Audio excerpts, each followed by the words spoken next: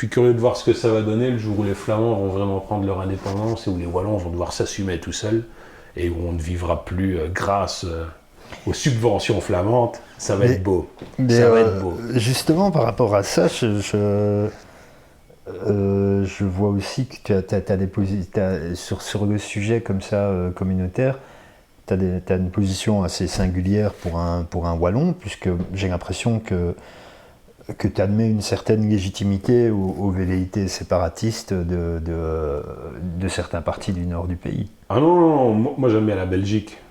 Donc j'ai pas de souci avec la Belgique. Après, dans sa structure actuelle, c'est une usine à gaz qui ne fonctionne pas, donc... Non, mais aimer la Belgique, c'est une chose, mais admettre qu'il y a une certaine légitimité au fait de vouloir se séparer... Légitimité...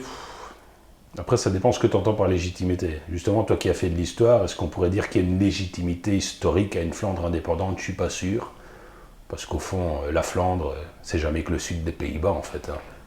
Honnêtement. Donc, en faire un État indépendant, après, j'ai envie de dire, c'est à eux de voir, je suis pas flamand, donc c'est leur problème. Mais je peux comprendre que quand tu es une région riche et prospère, et le cas de figure existe dans d'autres régions, tu vois, en Catalogne...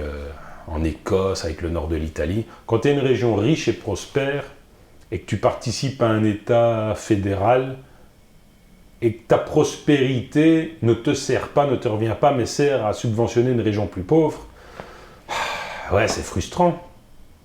Je peux comprendre. Surtout quand tu vois, en tout cas quand tu as le sentiment, juste ou pas, il y a débat, mais quand tu as le sentiment que cette région fait pas de grands efforts pour s'en sortir. Et de fait, tu sais, la Wallonie, j'entends toujours les mêmes excuses. Et j'ai que 36 ans. Donc j'imagine les gens qui en ont 50, 60, eux, ça fait encore plus longtemps qu'ils entendent les mêmes excuses. Ouais, mais il faut comprendre, on a été touché de plein fouet par la désindustrialisation, la sidérurgie qui a délocalisé, la fermeture des mines. Mais bon sang, je pense que la dernière mine à la Louvière-Ville, donc pas l'entité en général, mais à la Louvière, elle a fermé avant la Deuxième Guerre mondiale. Enfin, tu vois, et donc...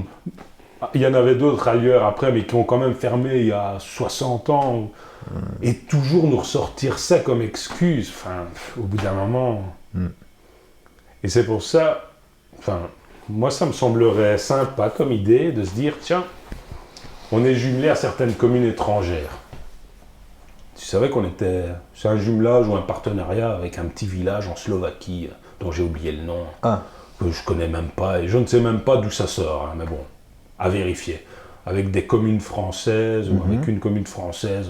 De nouveau, je ne sais même plus pourquoi, il ne se passe jamais rien à propos de ce jumelage. Repensons nos jumelages et essayons de trouver une commune en Flandre qui a connu la même chose que nous, mais qui s'en est sortie. Et faisons un jumelage avec cette commune. Et typiquement, en Flandre, si tu vas dans le Limbourg, tu as des communes qui avant vivaient de l'industrie lourde, et qui vivaient des charbonnages. Dans le Limbourg, tu as des communes qui ressemblent fortement à la Louvière, où tu as beaucoup d'immigrés, de descendants d'immigrés italiens, parce qu'il y avait des mines. Mais dans ces communes, il y a eu un redéploiement. Donc moi, je trouverais ça bien, non seulement symboliquement, au nom de l'entente entre Wallons et Flamands, mais ce serait, à mon avis, efficace et enrichissant de jumeler la Louvière avec une commune dans le Limbourg qui a connu les mêmes difficultés que nous, mais qui s'en est peut-être beaucoup mieux sorti que nous. Ce serait une façon de dire, ouais, vous voyez, c'est pas inéluctable, on peut rebondir. Intéressante idée. À creuser, et ça coûte pas cher là pour le coup. Il n'y aurait pas besoin de fermer un théâtre ou un musée.